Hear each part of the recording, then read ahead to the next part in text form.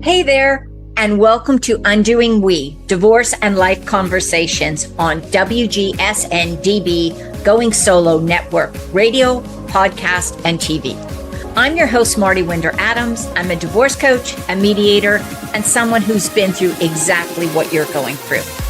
This show is all about helping you get through the tough stuff, the overwhelm of divorce, the what now moments, and the messiness of trying to rebuild your life. We're going to talk about real life challenges, share expert advice, and give you practical tools you can use to move forward with your life. Are you ready to start shifting from we to me? Grab a coffee, sit back, and let's get started. Hey, welcome back to Undoing We. I'm your host, Mardi Winder-Adams.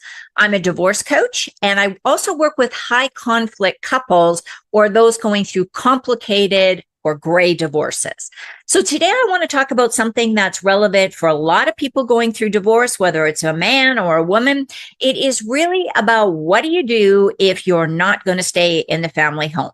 So this is particularly, I'm going to say this, it's particularly relevant for people my age and maybe even a little bit younger who find themselves single and maybe wanting some options to consider other than moving into another home. Because let's face it, a big home may not be what you want post-divorce, especially if you have no plans of your kids moving in with you or, having other people move in with you. You just want to live your own life for a little while. Here is where understanding your options and even making the decision where do you want to live geographically is going to have a big factor in planning what you want to ask for in mediation or planning how you want to approach your divorce discussions with your soon-to-be ex. So I have a real estate expert talk to me today about the whole idea of maybe moving from a home with a yard and, property and land and all that kind of stuff to moving into a condo situation. And so I have the honor to speak with Esha Desai. She is a real estate matchmaker with a focus on efficiency, honesty, and being committed to her clients finding the exact right property for them to live in. She deals with luxury homes. She deals with condos. She deals with townhomes and all different kinds of properties, residential properties in the Miami, Fort Lauderdale area.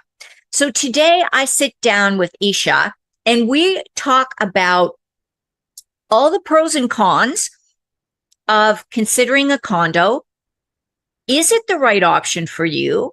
What you can expect with condo living and some potential red flags or issues that you are going to want to consider if you are considering the option to move into the condo building, because it is different than moving into a home, right? It's governed by a condo association. There's a board. You as an owner of the condo can choose to become a part of that board and have an influence on how the condo is run, what upgrades are done, what maintenance is done, how the budget is managed, all of that kind of stuff. Or you can just be a resident who lives your own life, does your own thing, takes advantage of all the opportunities and options provided by the condo, but that you also are aware that you do have the ability to participate in these meetings and to make sure that your concerns, your voice, your desires or wishes for the property are at least expressed, whether or not the rest of the condo association agrees with them or not. At least you have the opportunity to talk to them. So let's get out of my talking part here and let's get into the conversation I had with Esha. Now, this was last year in the summer. We were very casual while we were having this conversation, but I think it really highlights some of the very important factors that whether you've lived in a condo before or whether this is your first time considering a condo, these are the important factors that everybody needs to focus on during the decision of where you want to live in the future. And I know you are a condo expert. So, I thought this would really tie in nicely because I know a lot of, particularly, older men and women going through divorce quite often don't want to have the added cost and expense and maintenance and upkeep and work and everything else of owning a home. And a condo makes a nice option. And a condo in a beautiful tropical place, it's even nicer. It's a fabulous option. So, so Esha, what's the difference? What are some of the things that you need to focus on? Maybe about living in a condo, because I know you work with people to decide if condos are really the right fit for them. No, and so I have to sort of be honest. I've only lived in a home as /townhome once in my life. Like I've grown up in apartments and condos just because I've lived in large cities like New York, San Francisco, Miami. It's Bombay. So so I love condos. And I know, though, however, it takes a bit of getting used to, especially if you come from a nice large home, to move into a condo, because, there are differences. So the biggest thing is that in a condo, you're literally living in a community, and you do have neighbors that are, quote, close by. I mean, you don't need to hear everybody. You can put soundproofing and all of that sort of stuff. So that's not the biggest thing, but there are neighbors, like, in an elevator, in the common areas, you're going to see people. I would say that, so that's the part that people need to sort of get over a little bit, or that's the biggest hurdle, because especially if you had a nice large home, 4 bedrooms, 5 bedrooms with like a large yard, and that was your kingdom, this is a little bit different. The pros from my perspective is, one is the overall, the actual purchase price may actually be less. You can certainly also get some really nice views in a condo that you can't get in a house, or unless you have like a water from home but even then, some condo views especially in this area, as in high rises, are beautiful. Like it's water unobstructed, whether it's ocean or the bay, so it can be very beautiful. The other is the amenities. So you can get a pool and you can get a gym, and many of the newer, like built after 2000 buildings it's essentially a community in itself. They will have business centers, and they will have even convenience stores and sometimes restaurants attached to it. So it's literally like you don't ever have to leave. And from an upkeep perspective, so there is a maintenance cost. So the flip of having a condo is that once you buy a home, people think, okay, that's it, and I don't have any monthly payments. But you do have the maintenance on a monthly basis, I think. You still have insurance, and you still have taxes. In a condo, you do have insurance, but your insurance is less, or part of it is covered in your maintenance fee. Your amenities are covered in the maintenance fee. There's generally security, doorman, things like that.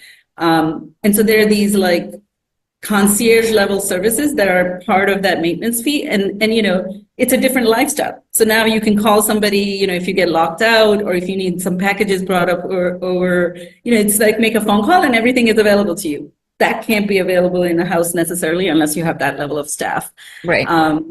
So I think the biggest thing is that you're living in a community. The building is kind of now your home. You do have a unit in the building, and you can be the king of your unit, but then you have access to amenities that you may or may not have in a home. And, I do think that you can develop friendships and things like that. So it's sort of like if you are single, for example, man or woman, you can meet people at the pool and hang out with them, or at the beach and hang out whenever you feel like it. Right. So I think it makes a lot of sense, especially if you don't want the hassle of maintenance. Yeah. Because you have to do nothing. I mean, you pay for it, but you have to do nothing in terms of keeping up the pool or the gym or anything like that. Right. And that's what I was going to say, because some of these new condos, like I love that you brought up that they're like that community. I was reading online about a new condo. Now it wasn't in Florida, but I can't remember where it was, but they had like there was a dog park, and they had in-house dog groomers and dog walkers. And if you were going on vacation, they had somebody who was security vetted that would come in and water your plants, and that was all part of your fee. And they even had like in-house chefs. If you were having a party, you could just call them up and say, hey, I'm having a party for 12 people, and they would come and do their chef thing and make your party really fantastic. And that was all included as part of the condo fees. So there's some amazing, I mean, that place sounds amazing. There over here also, there's some amazing places that I can mention, like there's a new company called The Well that's all about the wellness. They're creating a condo, so the membership to this wellness community is included. So you can do yoga, Pilates, all the classes you want. They will do diet consultations. But the condo itself has like a sauna, It has water filter systems in your shower, and like the entire water supplies. It has filtration. So this level of living that you want, this is whatever level of living I would say that you want is possible. I would say more in a condo than sometimes in a single family home. Yeah, and I do.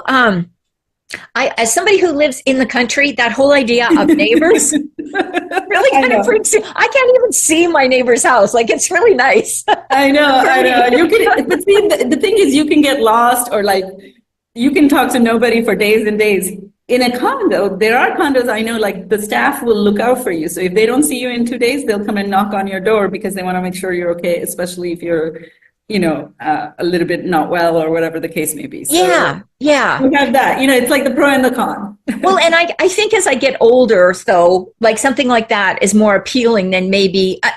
And I do know that a lot of families, there's family condos as well, where there can be 3, 4, 5 bedrooms in a condo now. No, condos can be large, and you can combine units, or you can have all your entire like cousins, everybody have different units, and you're all living there. Like, then it's your own community, and my building has that. Like, there are people whose entire sort of family and extended family lives in this building, and they hang out all the time.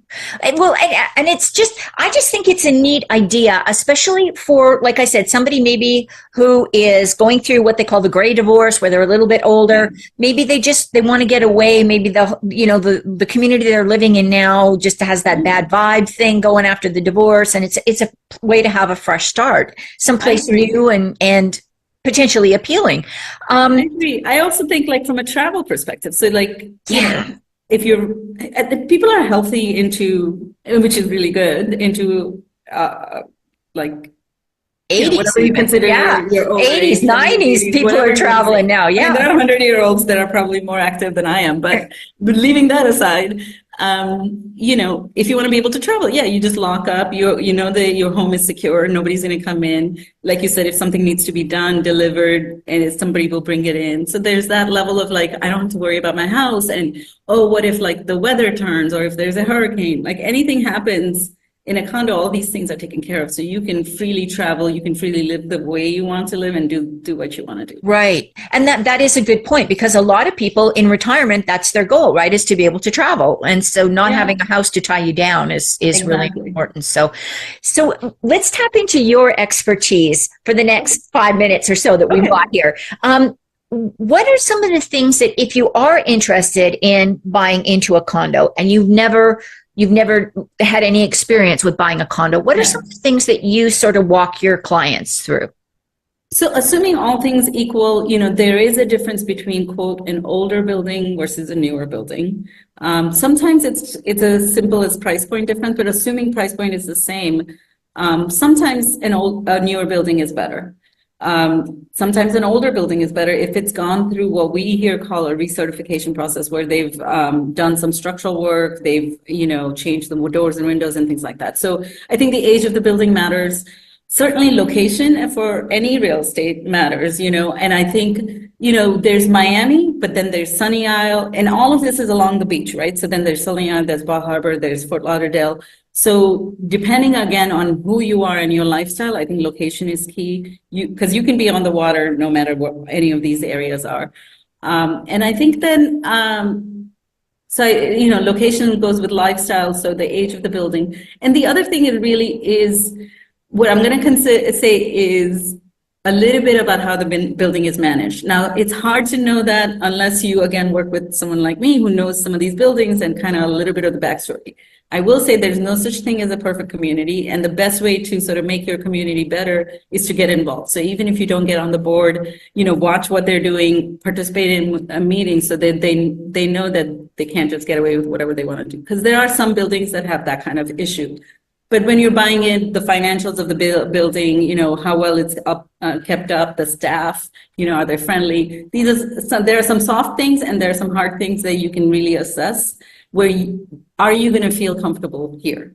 Right. So it's the age, it's how the building is managed, and location/lifestyle is what I would say are the important things. Are there any like big red flags that if you see them, you should just really seriously think about whether you even want to look at the unit?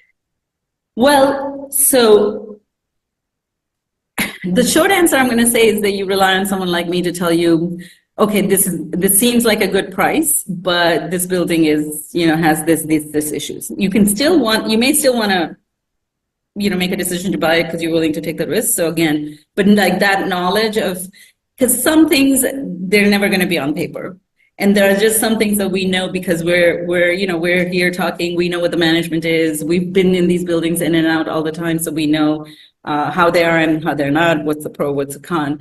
The biggest red flags would be, if you go in, for me at least, I will say, if the staff is extremely rude, even just when you're trying to look at properties, to me, that becomes a red flag. I'm not saying it doesn't mean don't do it. It calls for look into it more, but I think sometimes the red flags are like how you feel when you enter.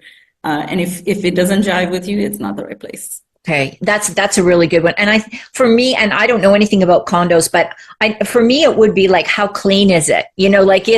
Does it look like it's well maintained? Are the lights out, not on, and it's certain. No, absolutely. Oh my God, yeah, that's like the basics. I was thinking. I know you're thinking on a different level, but something really basic, even like that. So yeah, no, absolutely. So that's really. What do you think is the most important thing to think about from all the things that we've talked about?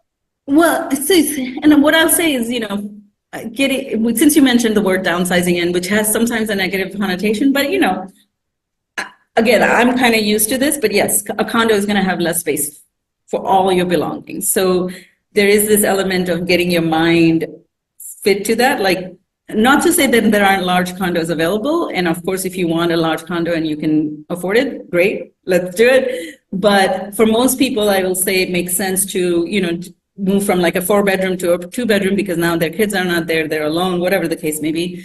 And so getting your mind around, moving to a small place and also getting rid of some of the things that maybe you don't use all the time. Not putting it in storage because that doesn't help. These are things. So, that process of starting to prune your life is the first thing that you probably want to come around to. And then the only other thing I will tell you is that there are a great many choices and there's nothing that you need to compromise on. So whatever you want a tall building, you want a short building, you want 3 neighbors, you want 50 neighbors, whatever you want is possible. And fortunately, I can say here at every price point. So I will never say price is the determining factor. So really, what is it that you want? How is it that you want to live? And it may be, what is it that you want to do for the next 5 years? Because it's hard for people sometimes to say, oh, what do I want for the next 20 years? Or at least someone like me, at least since I've changed careers so many. So what do I want for the next 5 years? And come to terms with that and then go for it. I think anything is possible. I feel, like we live in a great time where we can live the way we want and do so many great things. And so I encourage everybody to sort of expand their mind and, say, okay, what would the next 5 years look like? So I told you I was going to bring you an expert. Esha is amazing. She's absolutely fantastic. She really knows her real estate, and she really knows how to ask the questions that help her clients determine if downsizing and if condos are the right option. I have to tell you, listening to her description of the condo lifestyle, I got a little bit more inspired about condos than I have in the past. And I think the condos that I'm thinking of were, probably a long time ago, kind of condo horror stories before, people really got into these really modern condos where there's so many features and so many amenities and just so many benefits to living in these locations, particularly as Esha highlighted in larger cities. And I do think it's worthwhile considering this. Again, full disclosure, I've never lived in a condo before, but I have lived in an apartment when I was going to university. And I also lived in an apartment very briefly when I first got out in the workplace. And then I just decided apartment living wasn't for me. But condos are very different than apartment because, again, apartment is a rental agreement. People tend to, in most buildings, people tend to come and go very frequently. And, there may be There may be a lot of complications in an apartment because it may not be as well maintained, because nobody's actually an owner other than the building owner, who's usually not living in residence there. So I think condos are a nice option because you actually own that property, which means it is going to continue to be an asset for you, especially if you're able to use some of the proceeds from the divorce to put a sizable down payment and to start building up equity in the condo. We know that condos are becoming much more appealing as the general population ages. There are a lot more people going through gray divorces that are now looking for specifically for condos, whether that's in Florida, in California, in Boston, in New York, Chicago. It doesn't matter. In Dallas, it doesn't matter where you're living. Condos are becoming a very hot item on the market. And again, knowing, is this building a good investment? Is the building well maintained? And what amenities and features does it offer me that I'm going to be able to take advantage of? And one of the things that Esha pointed out that I think is really, really something that we need to think about, particularly if travel is in our future plans post-divorce, because it is nice to be able to just lock the door on your unit and walk out and know that it's in a building that has security. There are people close enough around that if there was something, strange happening, that they would call, that they would, notify the building manager or the on-site staff. It's also nice to know, and I didn't know this, that you could actually have condos where part of the fees that you pay, they can come in and they can pet sit for you, or they can water your plants, or they can, make sure that your condo is checked regularly so that that, a pipe hasn't burst or something isn't going on in there that you don't want to have happen. So I think there's lots of great ideas to think about this whole idea of a condo.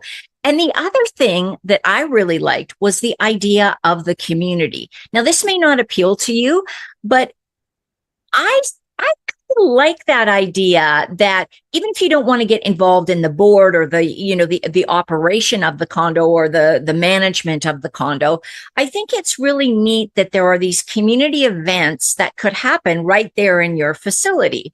And I think especially as we get a little older, let's face it, it gets harder to make friends.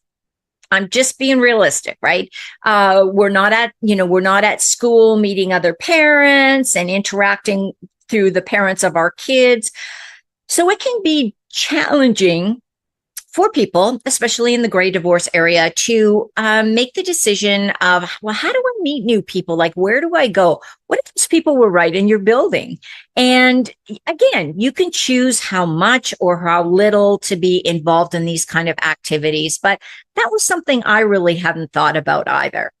So again, I'm certainly not saying a condo is right for everyone. And that's definitely not something that Esha is saying either. She is saying, hey, it's a consideration and it's an option. So if you are going through divorce, whether you're going through mediation or litigation, or whether you're doing it just amicably and sitting down and just kind of hashing out how you're going to divide up the assets and the debts, maybe, taking a really close look at, is the family home what you really want? Or are there options that perhaps you hadn't considered? And again, you don't necessarily have to go from, deciding if it's the family home or a condo or an apartment and actually putting money down on a condo. What you could do is you could look at leasing a condo or renting a condo. Most buildings do have some sort of option for that. And even if it's not in the building you want, you could rent one in another similar building if that was available, or lease. And that would give you that experience of condo living before you actually put any money down and make a decision. And always keep in mind that anytime you're buying something like a condo, that does give you some financial security as you begin to build up equity in it over time, which is not going to be something that you're going to build up if you rent or lease for long periods of time. Again, it's just a thought. Doesn't mean